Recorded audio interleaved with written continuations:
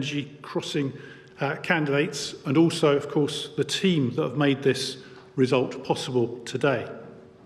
So, before I announce the result, let me thank the party board, the National Union, and all the party staff, in particular Victoria Carslake, who will be leaving us after this particular event, to Civica Election Services for the professionalism they've shown in dealing with the ballots, in both distributing and collecting the votes, both online and by post.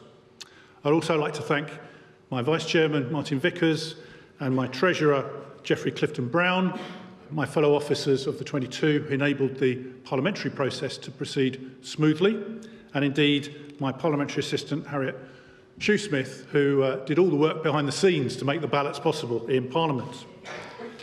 And finally, of course, I'd like to ensure we give thanks to the party members. I was determined when we started this process that our party members would have the last word on who our leader should be, and they've done so. I'd like to thank Kemi and Robert for the way they've conducted themselves during this campaign. They've both been outstanding candidates and both worthy candidates to be leader of our great party. Now, the time that you've been waiting for, the result. So I, Bob Blackman MP, Chairman of the 1922 Committee and therefore returning officer for the Conservative and Unionist Party leadership election, declare that the total number of eligible electors was 131,680. The turnout in the election was 72.8%. The total number of votes rejected was 655, of which 610 were rejected because they were either unmarked or void for uncertainty, and 45 ballot papers rejected because they'd voted for more than one candidate.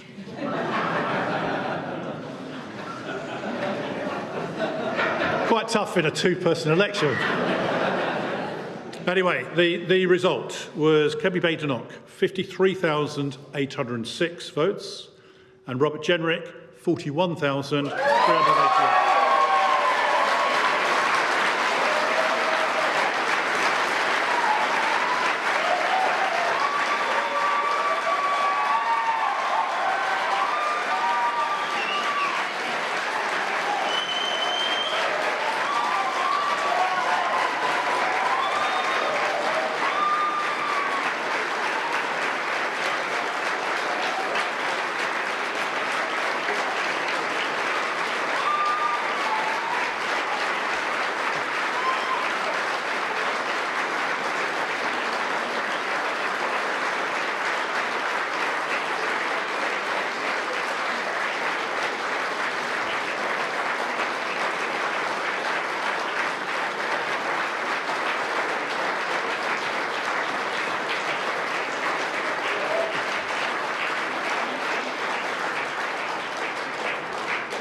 Now the important bit.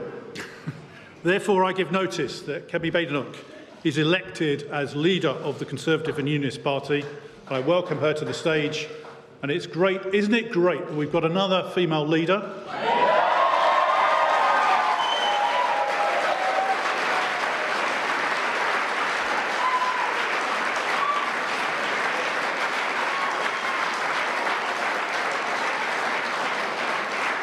And isn't it great that we're the first great party, the first party to have a black leader of the party? Another glass ceiling shattered.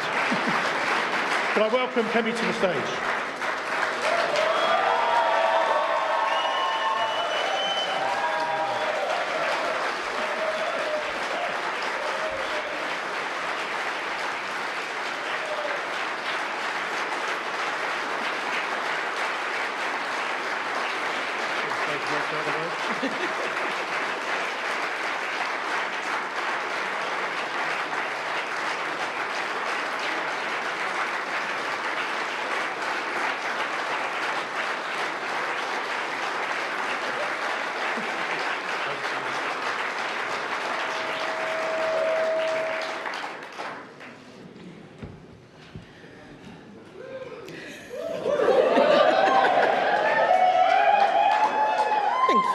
Thank you, everyone. And I want to start by thanking Richard Fuller for his work as our party chairman since July.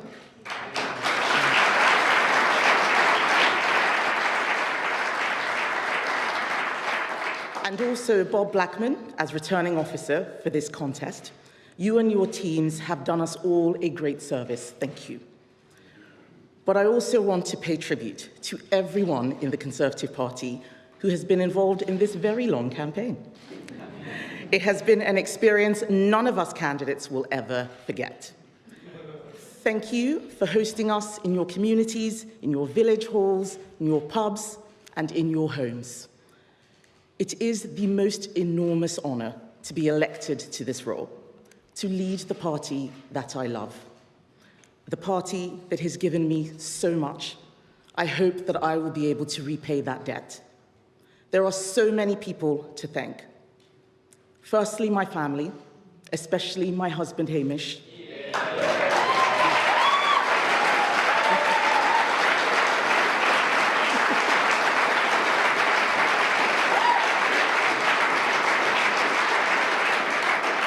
Hamish, I couldn't have done this without you. Thank you for being with me every step of the way. I also want to thank Rishi.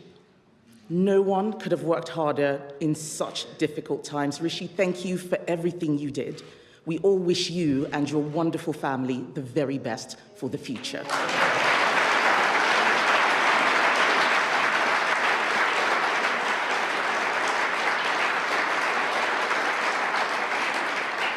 I'd also like to pay a special tribute to Robert Jenrick, who has fought a great campaign. Rob, we have all been impressed by your energy and your determination. You and I know that we don't actually disagree on very much. And I have no doubt that you have a key role to play in our party for many years to come. Thank you.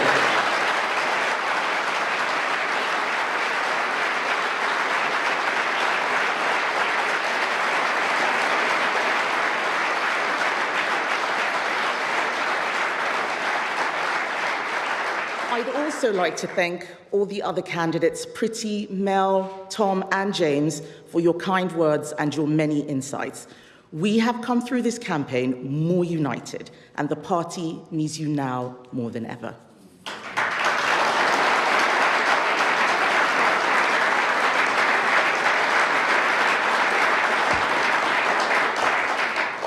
The task that stands before us is tough, but simple.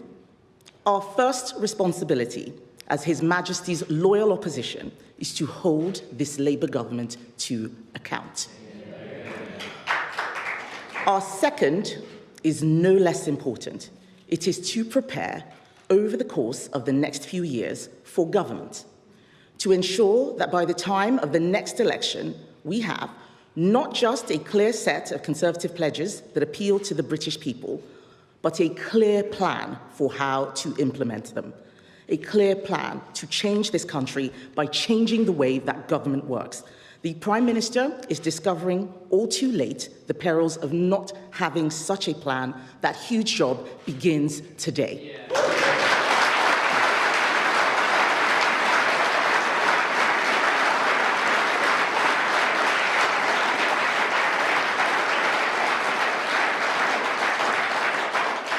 It will seek to involve all of our colleagues in Parliament, in the Scottish Parliament, the Senate, our friends in Northern Ireland, as well as councillors and party members.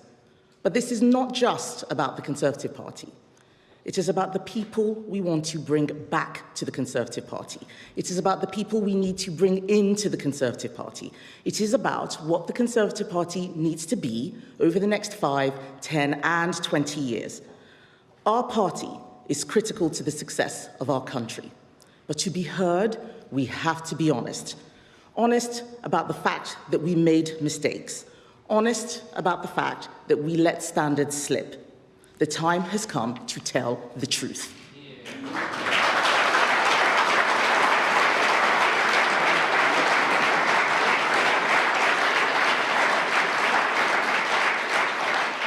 The time has come to tell the truth, to stand up for our principles, to plan for our future, to reset our politics and our thinking, and to give our party and our country the new start that they deserve. It is time to get down to business. It is time to renew. Thank you, ladies and gentlemen.